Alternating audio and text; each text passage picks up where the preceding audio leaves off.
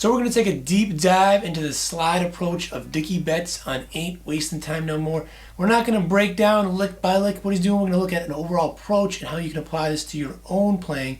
And this song is the perfect vehicle to learn slide guitar if you've never tried it before, and especially if you've never tried it in open E, which is in, and I strongly recommend trying it. I was very shy about trying this for a long time, but once you try it, it just really opens things up. And again, this is a great tune for many reasons. One of which is because this was new for Dickey Betts when he did it. He learned it because, unfortunately, Dwayne Allman had just passed away.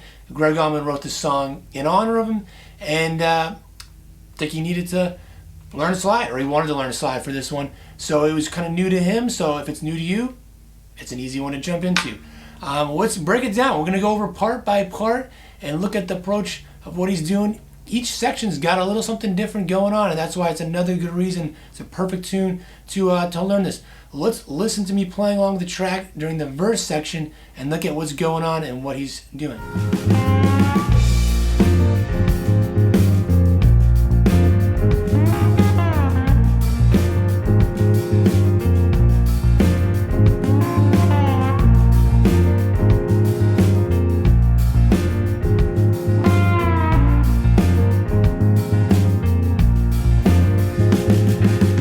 So this tune is in B flat, and if we're playing an open E, that means our open strings are tuned to an open E. So this is the same E, E, and B, but right here, this is now going to be tuned, the A string, to a B. This is tuned to an E, and this is a G sharp. So when we go across the strings there, 6th fret, the song is in B flat. That's all we need. This is so much of the song is revolves around this, especially the verse part. Right here. He's just playing here, and to get some other sounds, he goes down 2 more frets. So we're going 6th fret and 4th fret. And there's so much you can get right there. You don't even need these bottom strings as much, And if you want a little more extra, you can get up here. It's playing these notes, playing them here, so you can play them at the same time. So sometimes he does that. And a lot of the licks kind of just sound like this. He's going up high. He's going from this B flat here to this B flat here. And sometimes again up here. So yeah, the thing is to just try out, just go right across there. And just try, of course, focusing in on your vibrato, sliding up, down. You don't have to even go right to notes, just go in between those notes. That's some of the best spots, right? And toy around with that. It doesn't have to be an exact thing, but when you do it, it's a little different each time. So don't worry about doing it note for note, and especially with the slide, it's not like you're hitting exact notes all the time anyways, So experiment with that, and let's check out the next section.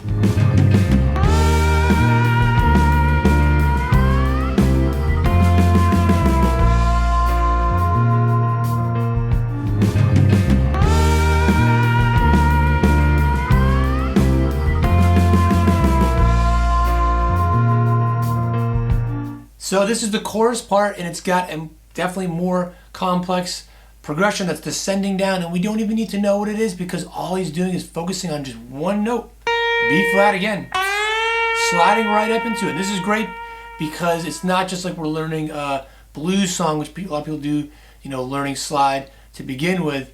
This is a great way to be like, okay, well, what do we do there? We don't have to play along with the chord progression. We just play this simple thing, sliding in that B flat, slides up, and then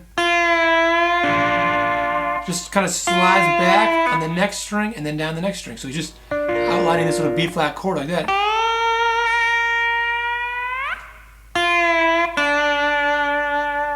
And that's all it is. So again, great way to play over the top of this descending progression. Do something a little different. So easy, just outlining the B flat chord. That's it. So let's check out the next section and see what's going on there.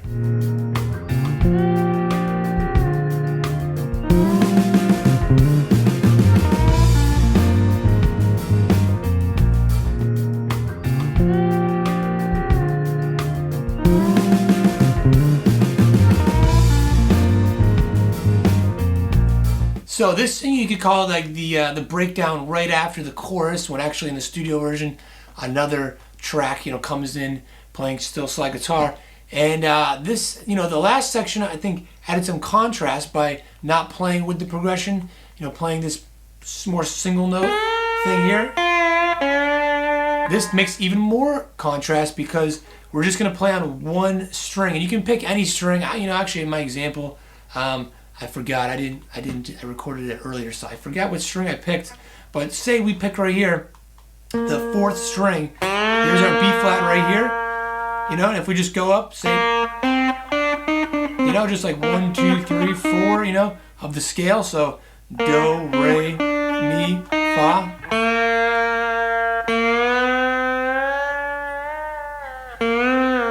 And then just play around with that. So now this is adding contrast. Rather than playing across the fretboard, we're playing on one string. This is much more like the Derek Truck sound that he really, is taking this out more than any of the guys in the Allman Brothers. And maybe you can go down, down here's the flat 7 of the chord.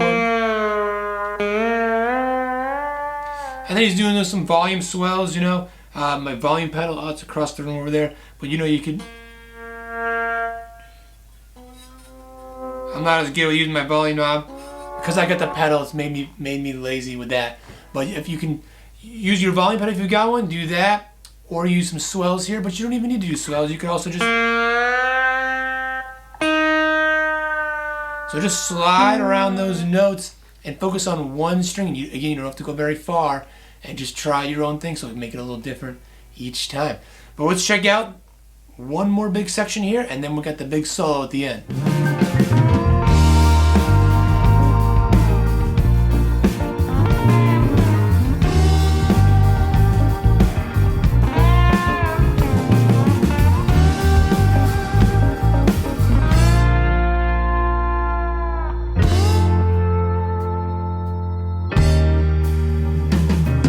So here is the bridge part, and yet adding even more contrast, a different approach. He's actually now playing kind of with the chords and playing more than just one note at a time, and it goes right to an E flat to a B flat. So let's just go over the 11th fret. So just go, you can just grab, I think he was doing this, maybe I was doing my example too, these two strings right here, the 2nd and 3rd. Get your big vibrato too.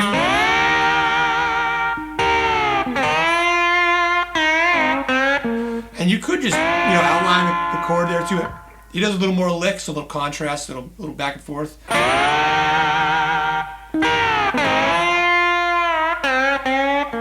Something like that. And just back and forth. So you can grab any little piece too. You can grab 3 of them, These 3,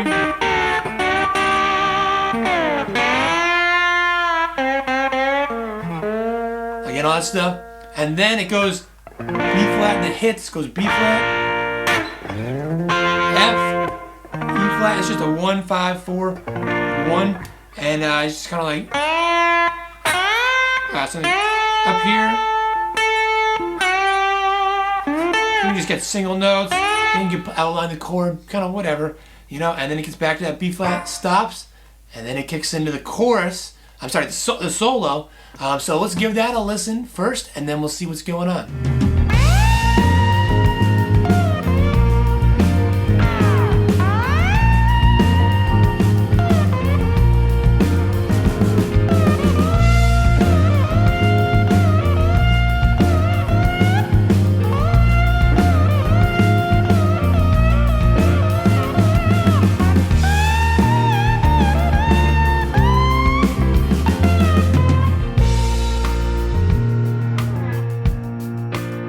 So another great little, tidbit of kind of his approach here is that he's recycling. It's just such a great thing. A lot of players don't do. They're just constantly trying to play something new all the time, and that's how you get that noodling sound. Because when something's never being repeated, never being developed, it just sounds like randomness, and people often refer to it as noodling.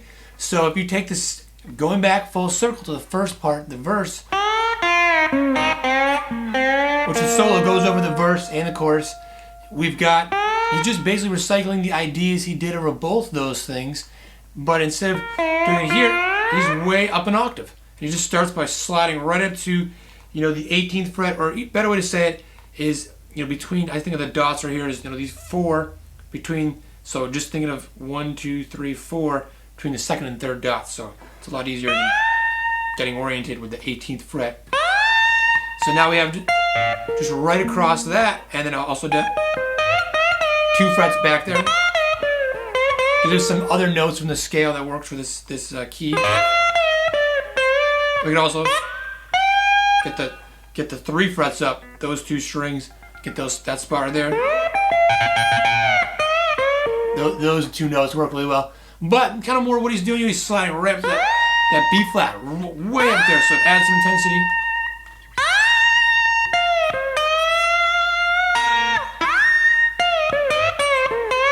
So I'm just messing around with that, right? I'm not going to get breakdown lick by lick.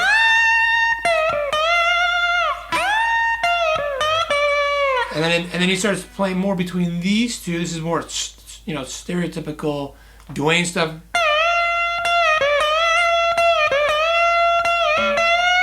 Slides it up. You know.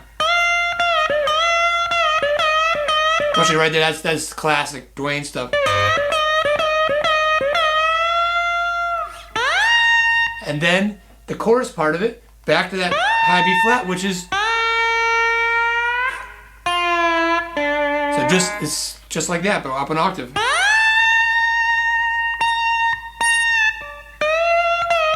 And then messing around in the last part is like some lick like that, and finishing on the B flat. So going from a B flat to a B flat, and then we're back to the breakdown, and that's it. And then it kicks into a solo part at the end and fades down. But I've got a practice backing track. You can try out all this stuff with it and really take your time. You just go over each part as long as you want, but I extended that last part. It's at least 3 minutes, so that's a good starting point if you want to just get familiar with any of these little things. You get familiar with that 6th fret and using that 4th fret, the 3 frets up, these 2 strings. You know, either you just want to, if you're really starting out, you just want to work on your intonation, that kind of stuff, which is something I'm still constantly working on. I'm still pretty new to slide myself. And then trying it up an octave, all that stuff. You can just try it out, the end part, but try out each section as you go along too. So if you want to check it out, I got it right over here in a link in the description down below as well. And try that out. If you got your guitar with you now, don't wait. Why hesitate? Don't waste the time, you know. And have fun with it, and I'll see you in the next video.